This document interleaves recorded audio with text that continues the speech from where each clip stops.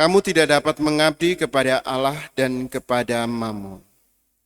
Bapak, Ibu, dan saudara-saudari yang terkasih, selamat pagi. Masih dingin ya? Enaknya tidur ya?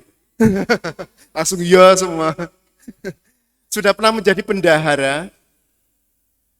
Kalau suruh milih jadi bendahara jujur atau bendahara tidak jujur? Wah, jujur. Harus kalau milihnya jujur, tapi kenyataannya ya kita lihat nantilah Romo gitu. Seringkali bendahara itu dibenci oleh orang ya, apalagi kalau kita masih sekolah. Saya ingat ketika saya masih sekolah dulu, ada salah satu di antara kami menjadi bendahara dan dia selalu nagih uang iuran begitulah. Dan tampaknya itu menjengkelkan bagi saya waktu itu gitu. Padahal dia jujur, dia melaksanakan tugasnya dengan baik ya. Sebagai bendahara dia harus mengumpulkan iuran-iuran dari murid-murid yang lain agar dapat digunakan sebagaimana mestinya. Hari ini kita mendengarkan tentang perumpamaan tentang bendahara yang tidak jujur. Namanya perumpamaan, seringkali Lukas memang menuliskan Injilnya dalam beberapa perumpamaan. Dan kita dapat menemukan beberapa perumpamaan dalam Injil Lukas. Dan hari ini kita mendengarkan tentang perumpamaan tentang bendahara yang tidak jujur. Ada beberapa hal yang menarik di sini, beberapa pertanyaan. Apakah bendahara yang tidak jujur itu boleh atau tidak gitu ya? Karena tadi Tuhan itu memuji bendahara yang tidak jujur tadi karena kecerdikannya. Atau pertanyaan lain, apakah Injil ini hanya diperuntukkan atau dialamatkan kepada seorang bendahara? Tentu tidak. Ini sebuah perumpamaan, ada hal lain yang ingin diungkapkan, ada nilai lain yang ingin disampaikan lewat perumpamaan hari ini.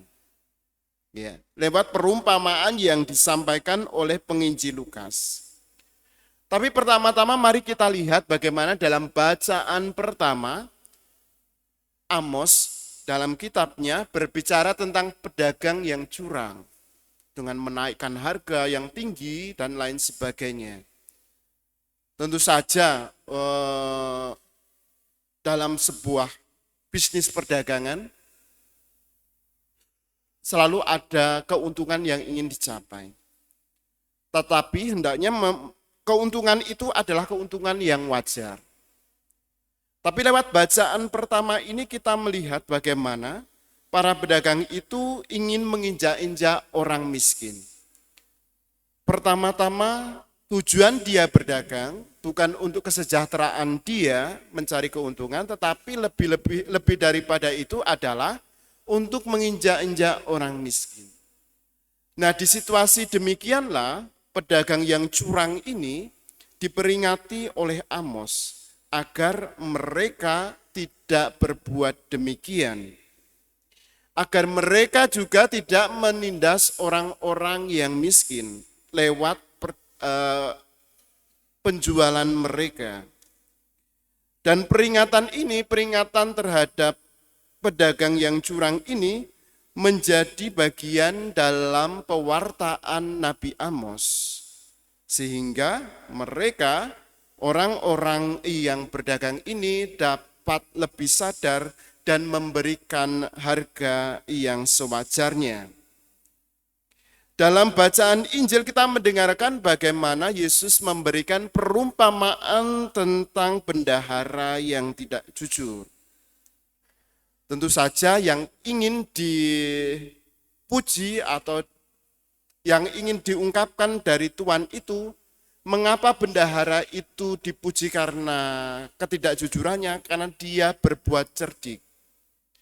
Meskipun dalam situasi sulit, meskipun dalam situasi mentok begitu ya, tampaknya tidak ada jalan lain, ternyata bendahara ini masih punya kecerdikan yang dapat menyelamatkan dia.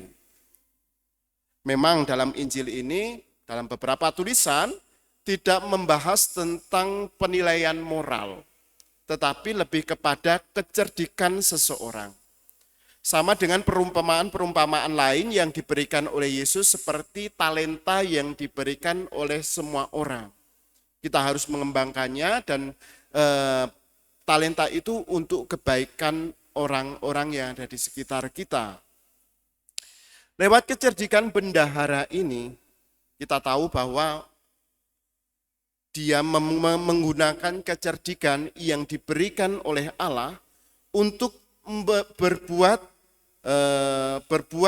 agar dia juga dapat selamat dalam hidupnya.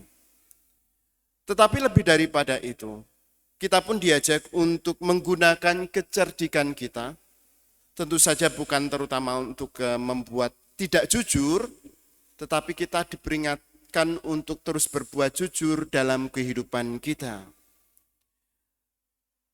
Di akhir dari sebuah perumpamaan ini, penginjil Lukas memberikan wejangan kepada kita agar kita juga tetap mengabdi Allah dalam kehidupan kita.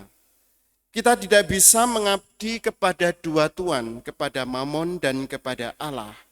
Kita harus mengabdi kepada Allah dalam hidup kita, dan segala harta yang kita miliki menjadi sarana bagi kita untuk mengabdi Allah.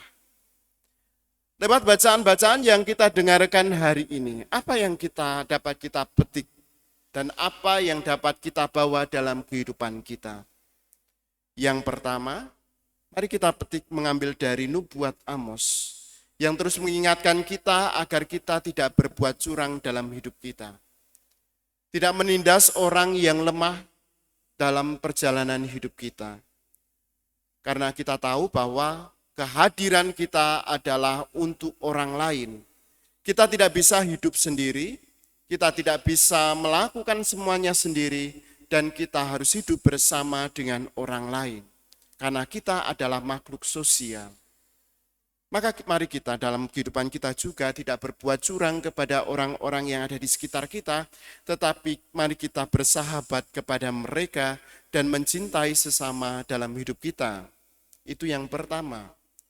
Yang kedua, sebagaimana bendahara yang cerdik tadi, walaupun dia dalam kesusahannya, sepertinya tidak ada harapan untuk berbuat lagi, tetapi toh dia masih memiliki kecerdikan yang dapat digunakan untuk menyelamatkan hidupnya. Kita pun diajak untuk tidak putus asa lewat situasi yang kita hadapi. Seringkali kita menghadapi situasi yang sangat sulit, bahkan harapan itu tidak ada. Tetapi kita yakin bahwa Allah, sumber harapan kita, selalu menyertai kehidupan kita. Lewat kecerdikan yang kita miliki, lewat pikiran yang kita miliki juga, maka mari kita mengembangkan itu untuk kehidupan kita. Kita bersyukur karena Allah memberikan kita pikiran, memberikan kita otak untuk kita berpikir agar kita tidak mudah menyerah dalam kehidupan kita.